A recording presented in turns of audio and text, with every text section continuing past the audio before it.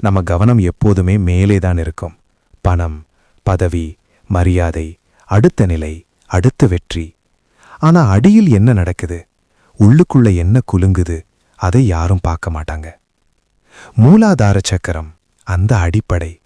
ஒரு மனிதன் உள்ளுக்குள்ள பாதுகாப்பா இருக்கேனா, நான் இங்க நிம்மதியா வாழ முடியுமா, என்னோட நாளை எப்படி இருக்கும், என்னோட வாழ்க்கை என்கிட்ட இருக்கா இல்ல வாழ்க்கை என்னை ஓட்டுதா, இந்த கேள்விகளுக்கெல்லாம் பதில் கிடைக்கிற இடம்தான் மூலாதார சக்கரம்.